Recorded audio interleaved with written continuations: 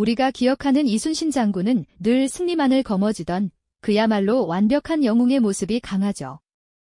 하지만 과연 그는 우리가 교과서에서 배워왔던 단 한 점의 티끌도 없는 이상적인 인물이었을까요? 아니면 수많은 역경과 고뇌 속에서 고독하게 자신만의 길을 걸었던 인간적인 면모를 지닌 또 다른 모습의 영웅이었을까요? 우리는 오늘 여러분이 미처 알지 못했던 이순신 장군의 진짜 이야기를 함께 파헤쳐 볼 겁니다. 단순히 위인전을 읽는 것을 넘어 그의 삶을 더욱 입체적이고 생생하게 이해할 수 있는 특별한 시간이 될 테니 기대하셔도 좋습니다. 그럼 먼저 우리가 아는 위대한 영웅 이순신 장군이 되기 전 그가 겪었던 가혹한 좌절과 시련의 순간들부터 이야기해 볼까요? 이순신 장군 하면 임진왜란의 영웅이자 불패의 명장으로만 떠올리지만 사실 그의 젊은 시절은 성공보다는 실패와 고난의 연속이었다는 점 알고 계셨나요? 굳건해 보이는 거목도 뿌리를 내리기 전에는 여린 묘목이었듯 그 역시 평범한 한 인간으로서 혹독한 시련들을 견뎌내야만 했습니다. 무려 28살의 늦은 나이에 무과에 도전했던 젊은 이순신은 첫 시험에서 불운하게도 낙마하는 아픔을 겪습니다. 당당히 말을 타고 달리던 그가 그만 말에서 떨어져 좌절의 쓴맛을 보았던 순간을 상상해 보셨나요? 그에게는 분명 커다란 충격이었을 겁니다.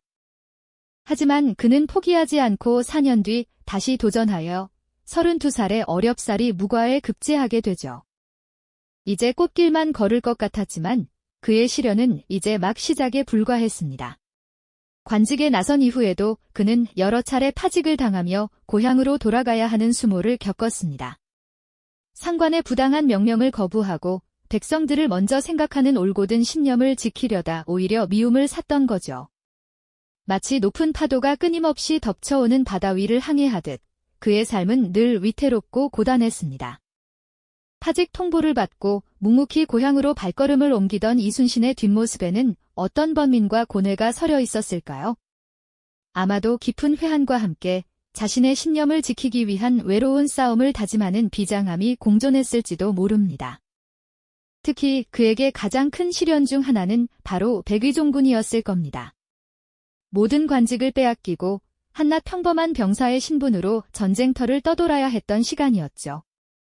화려한 장군의 갑옷 대신 허름한 옷차림으로 병사들과 함께 진흙탕 길을 걸으며 그는 어떤 생각을 했을까요?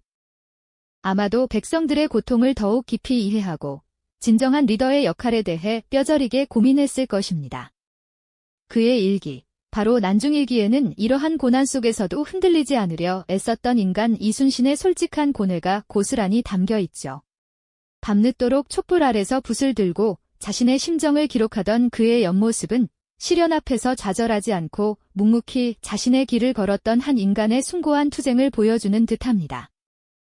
이처럼 그는 우리가 아는 영웅의 모습 이전에 수많은 실패와 좌절 속에서 단단해진 한 인간이었다는 사실을 기억해야 합니다. 이러한 고난의 시간들이 있었기에 훗날 그가 보여준 불굴의 의지와 탁월한 리더십이 더욱 빛날 수 있었던 건 아닐까요?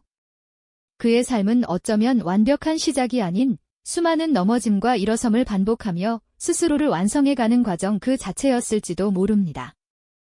이제 우리는 이순신 장군이 단순히 전투에만 능한 장수가 아니었다는 사실을 알게 될 겁니다. 그는 백성들의 삶을 헤아리고 차가운 현실 속에서 치밀한 전략을 펼쳤던 진정한 현실주의자였습니다. 하지만 이런 현실주의적인 면모는 오히려 그에게 더 큰 시련을 안겨주게 되죠. 조정의 복잡한 정치 역학 속에서 그의 굳건한 원칙과 탁월한 능력은 때로는 거슬리는 존재로 비춰지곤 했습니다. 임진왜란이라는 국가적인 위기 속에서도 당파 간의 갈등과 시기심은 끊이지 않았고 백성들의 안위보다는 권력 다툼이 우선시되는 안타까운 상황이 계속되었죠. 이순신 장군은 승승장구하며 수군을 재건하고 왜적을 물리쳤지만 아이러니컬하게도 그의 눈부신 성과는 조정 대신들의 질투와 의심을 키우는 불씨가 되었습니다. 특히 선조는 이순신 장군의 독자적인 판단과 행동을 못마땅하게 여겼고 급기야는 터무니없는 명령을 내리기에 이르렀습니다. 부산으로 진격하여 일본군과 육상에서 싸우라는 수군 장수에게는 도저히 납득할 수 없는 지시였죠. 이순신 장군은 이러한 무모한 명령이 수군 전체를 위험에 빠뜨릴 수 있음을 알고 있었기에 단호히 거부했습니다. 단순히 왕명불복종이 아니라 냉철한 상황 분석과 백성들의 생명을 지키기 위한 고뇌 어린 결정이었죠. 하지만 그의 정당한 거부는 결국 광명불복종이라는 죄목으로 이어졌고 그는 한양으로 압송되어 모진 고문까지 당해야 했습니다. 그 엄청난 고통 속에서도 그의 흔들림 없는 충심과 결백은 조금도 변치 않았습니다. 결국 그는 모든 관직을 박탈당하고 평범한 백의종군, 즉 한 병졸의 신분으로 다시 전쟁터에 나서게 됩니다.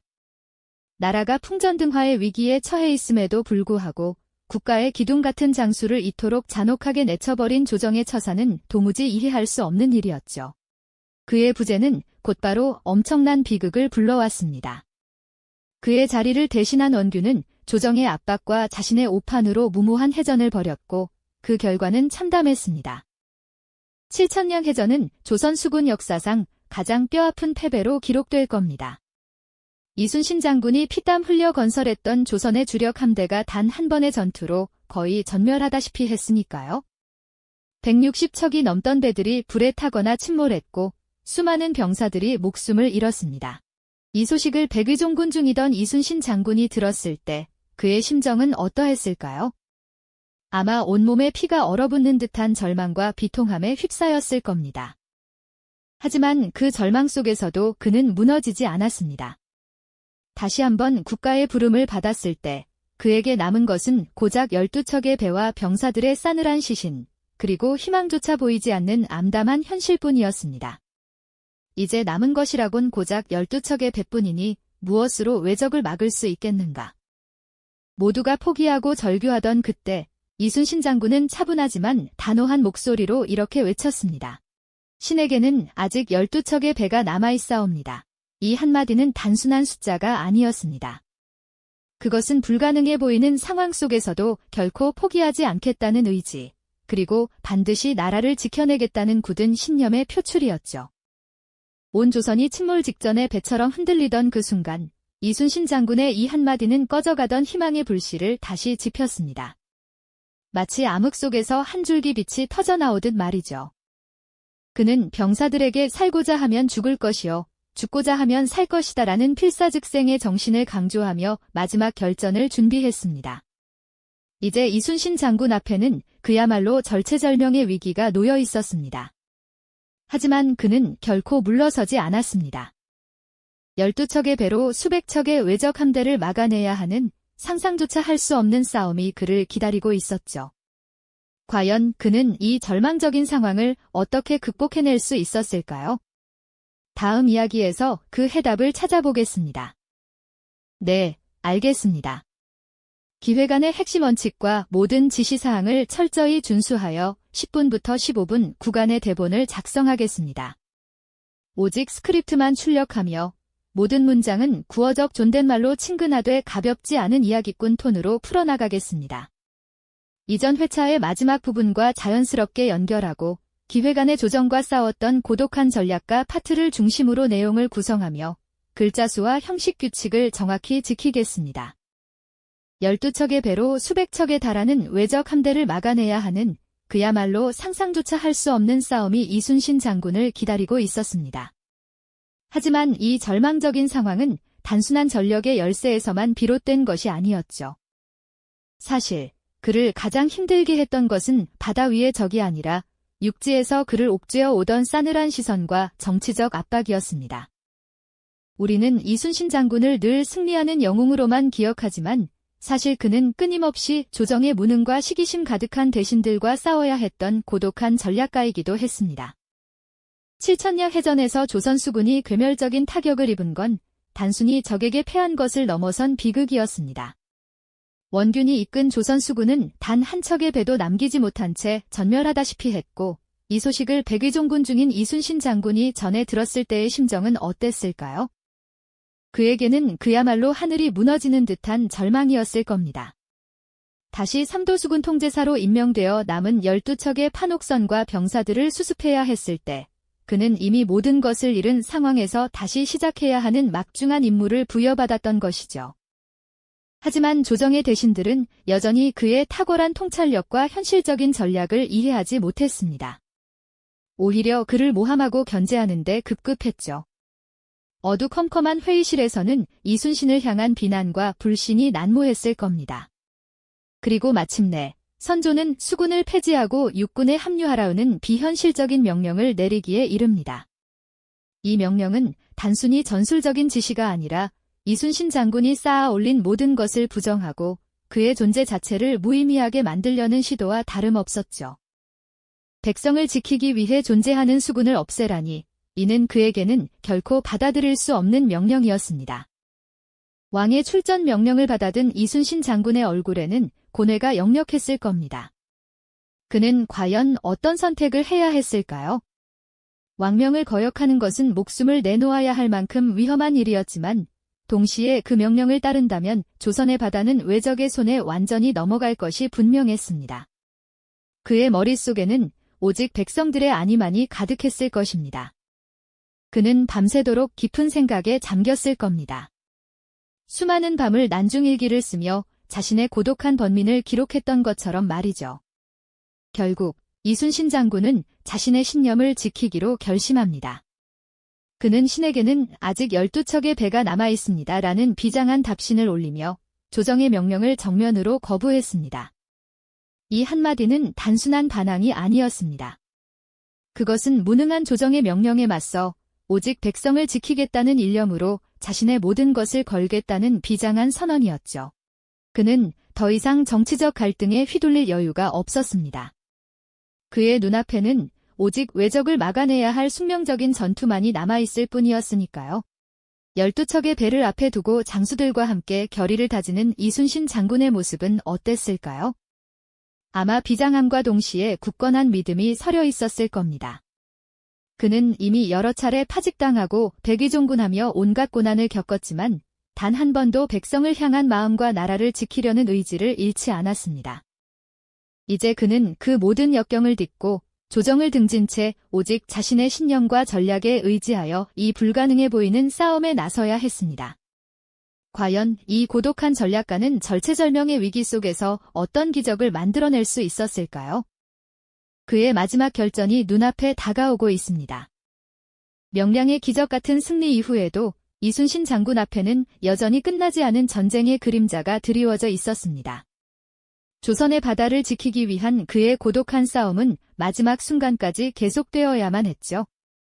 7천량에서 조선 수군이 괴멸당하고 겨우 12척의 배로 명량을 사수했던 그 처절한 사투 끝에 이제 그는 외적을 완전히 몰아내기 위한 최후의 결전을 준비하고 있었습니다.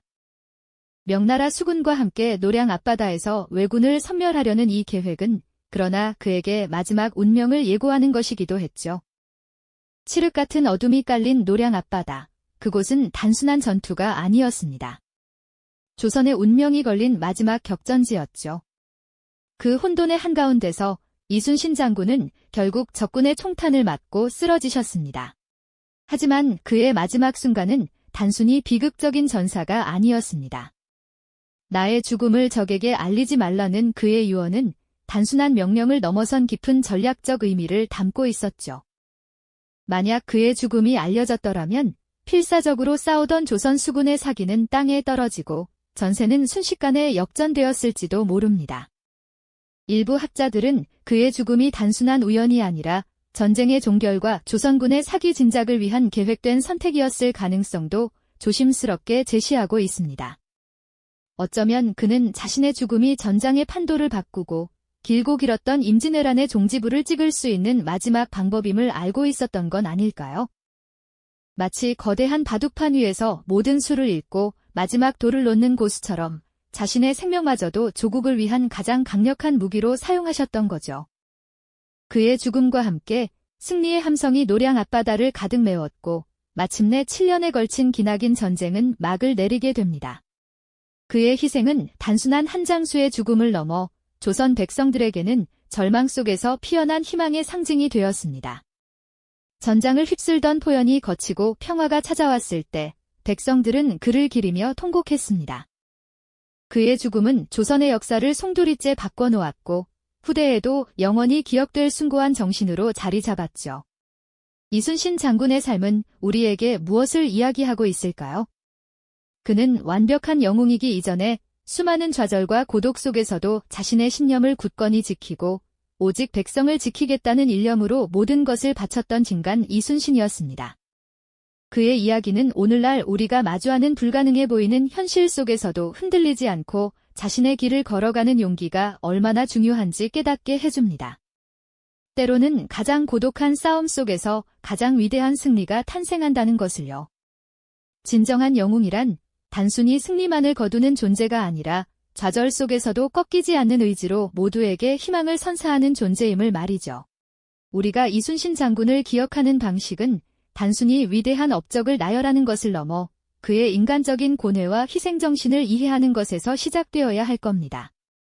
그의 삶이 우리에게 던지는 깊은 울림은 오늘을 살아가는 우리에게도 여전히 유효한 메시지를 전하고 있습니다. 이 영상이 도움이 되셨다면 좋아요와 구독 부탁드립니다. 여러분의 응원이 제게 큰 힘이 됩니다. 다음 영상에서도 더 유용한 정보를 공유하겠습니다.